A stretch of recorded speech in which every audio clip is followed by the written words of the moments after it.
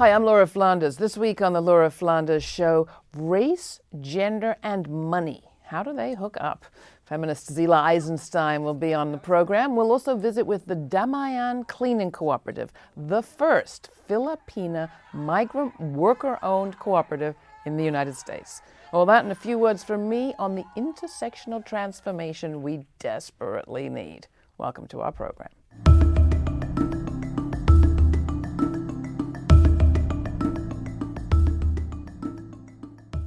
When Pope Francis paid his historic visit to the United States, our next guest admired that he spoke on behalf of the poor and against the excesses of capitalism, but she also expressed her frustration. At the risk of being a feminist killjoy, she wrote, quote, "No one can successfully address poverty or inequality without recognizing the structural dependence between capitalism and racialized patriarchy.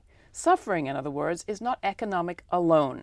It's an argument Zillah Eisenstein's been making for close to 40 years in her capacity as a professor at Ithaca College and in her writings. Among her many important books are Capitalist Patriarchy and the Case for Socialist Feminism, Against Empire, and The Color of Gender, Reimagining Democracy.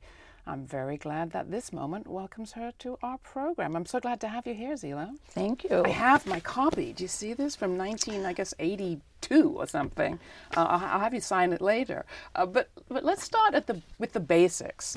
This whole idea suffering is more than economic. It's pretty crude as far as you're concerned, but can you just lay it out for people that maybe need a moment to grasp what you're saying?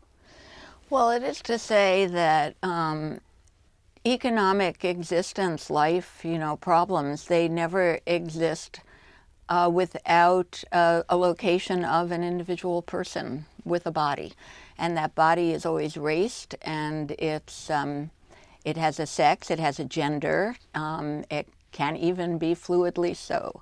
So the point here, historically in that book, was really the simple point that capitalism was first patriarchal, and then when you get rid of capitalism, you're still left with patriarchy. How would you like the Pope to have talked about capitalism, or how would you have liked we in the media to talk about the Pope?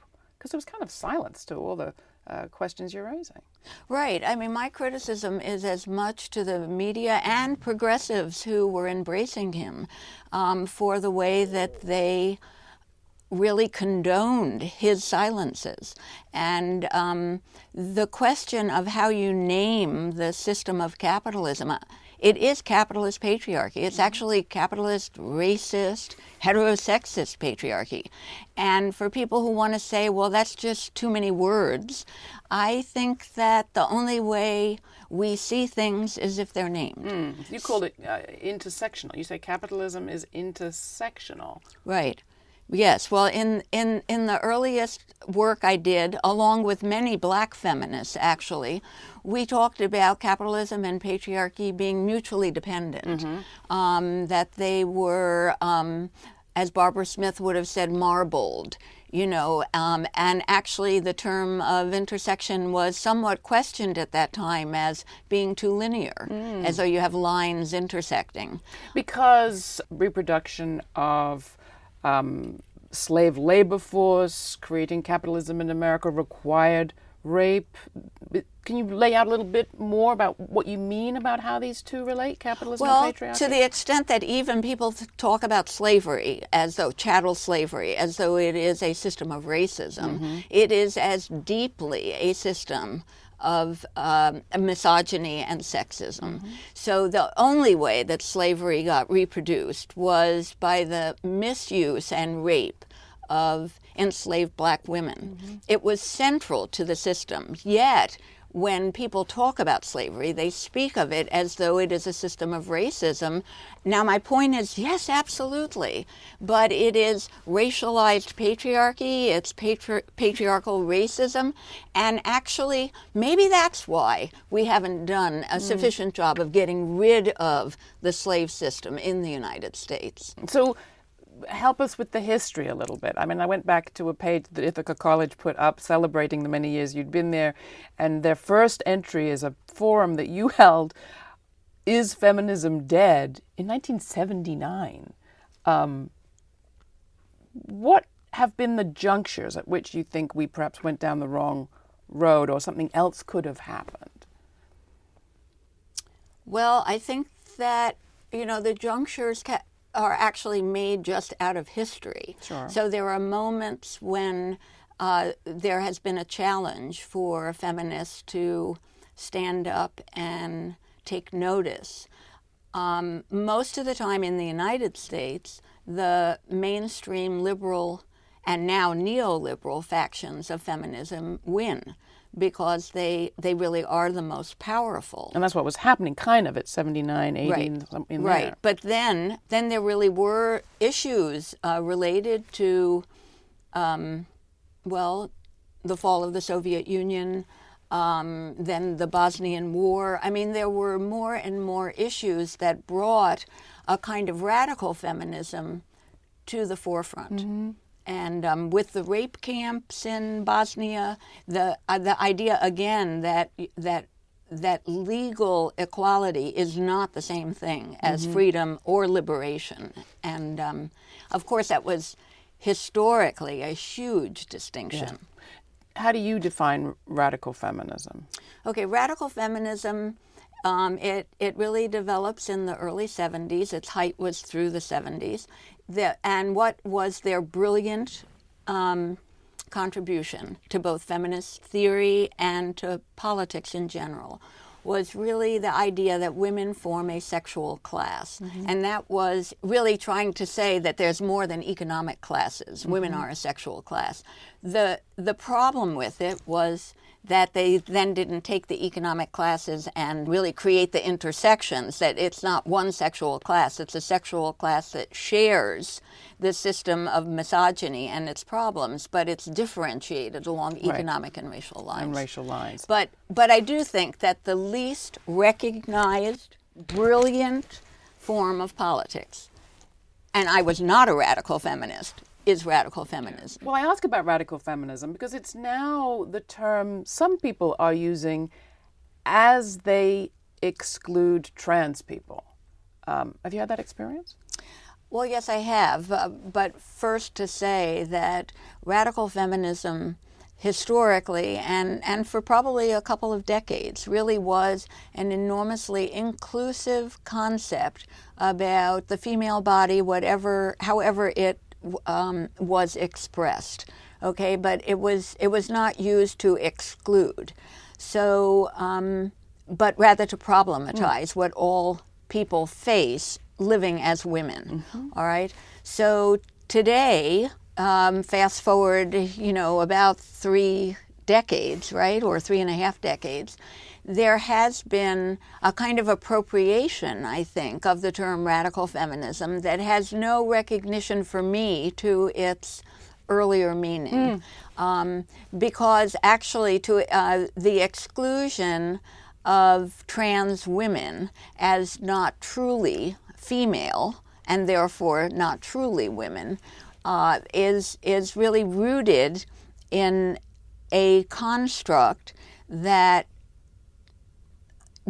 denies the social, cultural, political definition of what it means to be a woman. So that the purism of really being able to say that a trans woman is not a woman. And because you went to a conference of radical feminists, and what happened? Well, it was a conference dedicated to Shulamith Firestone, who was an incredible architect of the early radical feminism. And at the conference, there was a lot of contestation over whether trans women should be allowed in. Mm-hmm. And when I asked about it, I did say, if trans women are not allowed in, then I will not attend. Also, at the same time, in London, there was a conference that really faced that as a huge problem, and the conference got closed down as a result of that conflict. But to me, these really are diversions, and the idea here is to open the meaning of identity, not to close it down. You were one of the first, and I think still probably one of the few feminist critics of Thomas Piketty's work when it came out. His bestseller, although I don't know how many people actually read it, called Capital. He, too, even in this era, seems to have made all the same mistakes that you were criticizing 40 years ago from left economists. Do you want to talk a bit about your critique of Piketty? Well, it's really pretty much, I've already said it, on the level that for him, his study of capital that he does has no consistent analysis of the relationship of the slave trade to the way that, he mentions it, but he does not. It is not theorized and understood as part of the problem of capital. He also has no recognition of the multiple forms of labor that women are constantly producing and reproducing in the labor force, whether it's domestic or consumer labor, the multiple forms of it, not a mention of it. Those forms of labor are getting getting a new look these days as people talk about what's going to re-stimulate our economy, what's going to change our economy. The McKinsey report recently released talked about the added value that could appear in the gross domestic product of different countries if we included women's unpaid caring work for children, for old people, housework. I think they said in the United States alone that unpaid work constituted something like $1.5 trillion in value. Do you see hope there, or are you interested in that discussion? Is that a useful place for us to be looking? Well, I'm interested in anything. I know you are. But that said, it gets in my way because it even the distinction between domestic and then paid labor force. That is a structural constraint that is both racist and misogynist at its heart. So the idea here that I'm going to say, okay, well, what was it? 30 years ago, they said a housewife is worth $25,800, whatever. Wages for housework.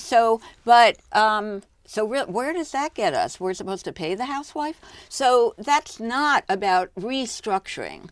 And so the issue that has become more in the forefront, which is the tension between individual and structural power, for some reason, sex, gender, and race always take second seat to the idea of what is structural. And I am sick of it. Well, it takes us back to that brilliant slogan, the personal is political. I don't know why that hasn't received more scrutiny over time or more attention. It has to be one of the great, insightful slogans of our time.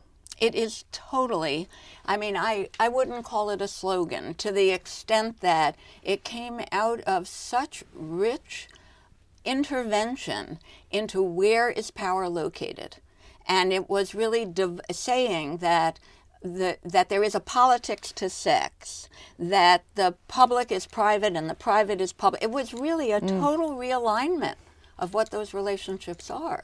And is that the direction any of our conversations are going around what a lot of people call the new economy?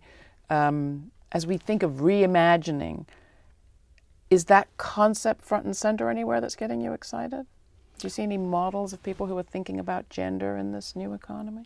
Well, most of the work that I've seen on the new economy doesn't do that.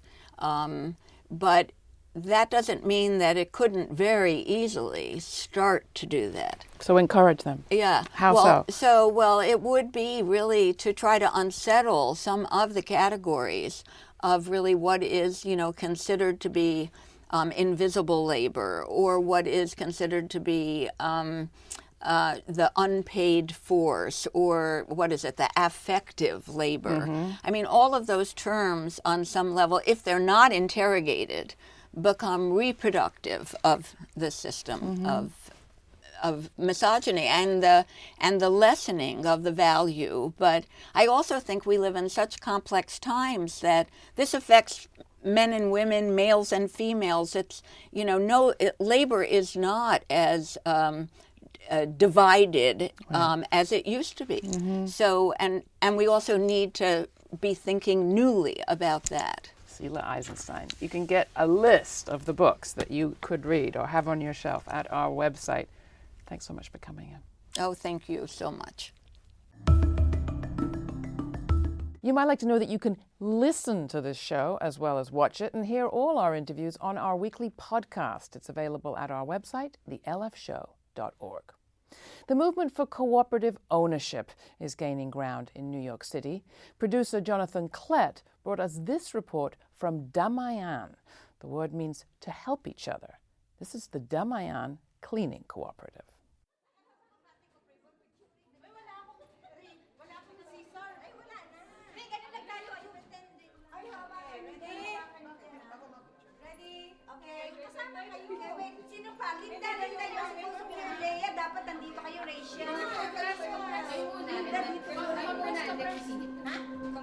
Okay, ready? Okay, ready, everyone? I don't want you to miss this very important part. 1, 2, 3!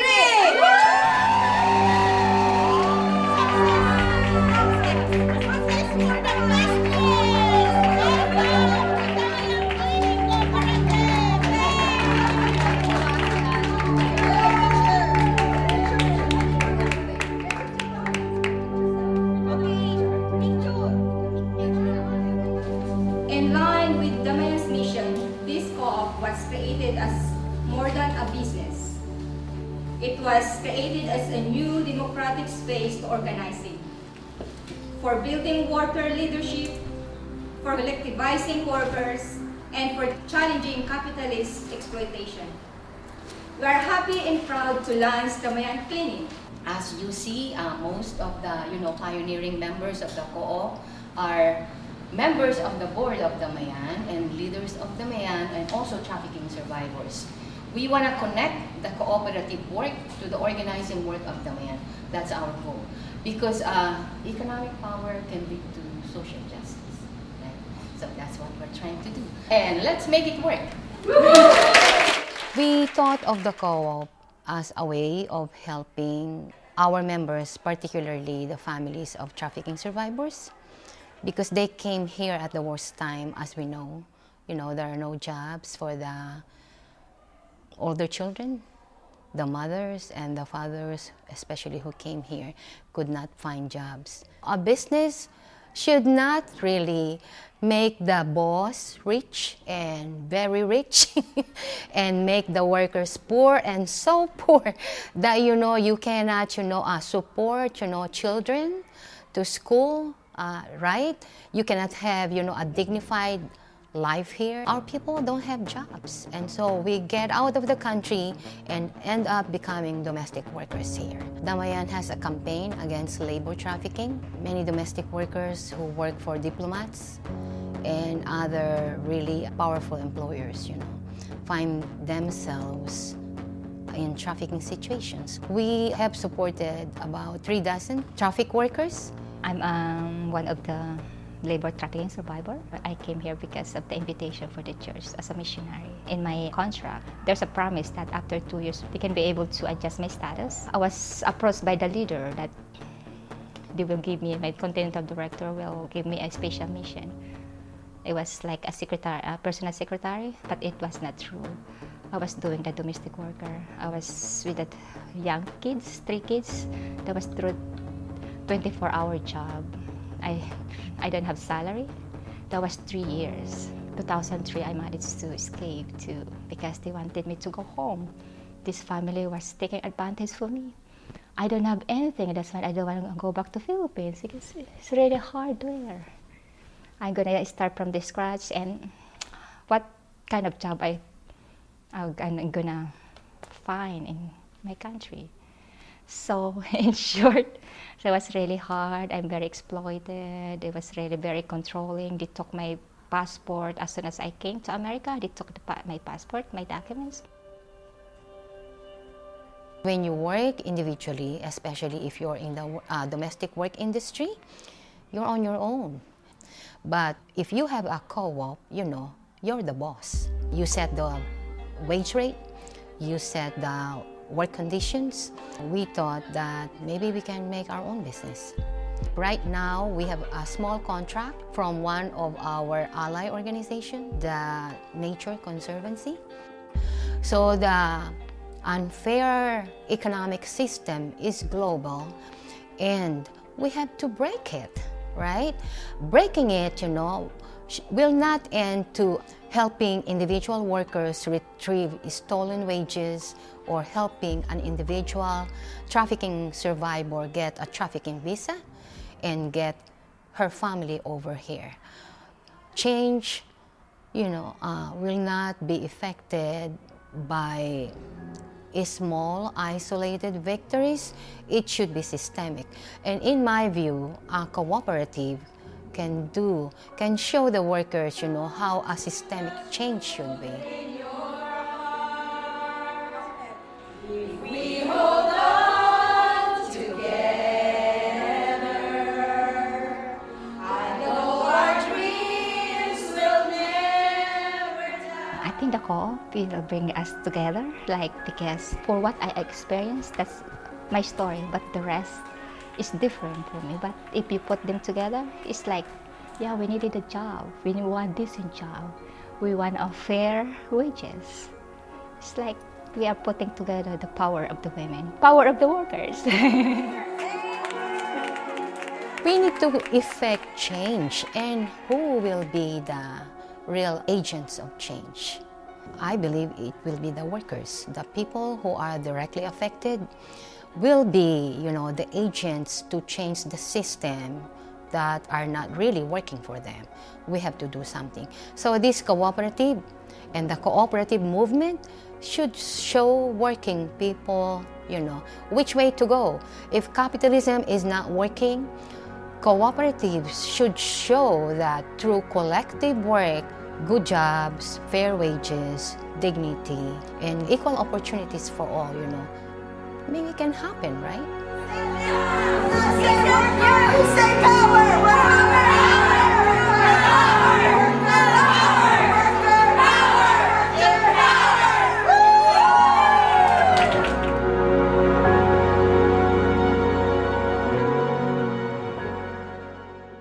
That report on the Damayan Co-op from our very own Jonathan Klett. Capital is intersectional, says guest Zillah Eisenstein on the Laura Flanders show this week. People with bodies labor, which means that the capital they produce is immersed in race and gender. Just like the bodies that make it, wealth's not colorless or gender-free. So anyone who pretends otherwise just isn't serious about reducing inequality. With gender equality more of a priority than ever, women still represent 70% of the world's poor, according to the United Nations. They earn less than men, about half as much, even in advanced economies, even as they do more work, almost 2.5 times as much when you include unpaid labor. And inequality between rich and poor women isn't shrinking, it's growing, reports the UN. In the U.S., a 2011 study found that fully 40% of single female heads of household were living in poverty, and the numbers for women of color were even worse. Sure, the rise of extremism, war, and the concentration of financial and corporate power hasn't helped. Still, in these same 2 decades, women have gained legal rights they can defend in court. More girls have gone to school. More women have gotten elected and become leaders. So what's going on? Today's inequalities can't be explained simply by the lack of legal rights or discrimination, says the United Nations, nor are they inevitable. What we know from our guests, women like Aijen Pu of the National Domestic Workers Alliance or Saru Jayaraman of the Restaurant Workers, is that equality hasn't come from access to more precarious and poisonous jobs or an ever-expanding workday. The gig economy isn't the answer either. What's needed is fundamental change, what many are calling the next new system. But that has got to come with explicit attention to racial and gender justice. In 2016, the Laura Flanders Show will be producing a series of special reports on race, gender, and the next economy with our friends at the Democracy Collaborative. Tell us what you think. If capital's intersectional, what's our intersectional transformation going to look like? And where do you see it happening? And find all my reports and interviews at the lfshow.org website. To tell me what you think, write to laura@thelfshow.org. And thanks. What would our world look like today if our media showed us as much collaboration as they do competition? What if we got to meet people making change right here, right now, in all sorts of ways we're usually told are impossible? Subscribe today to The Laura Flanders Show for in-depth interviews with forward-thinking people. Smarts, not sound bites, every week, right here. Subscribe, and thanks.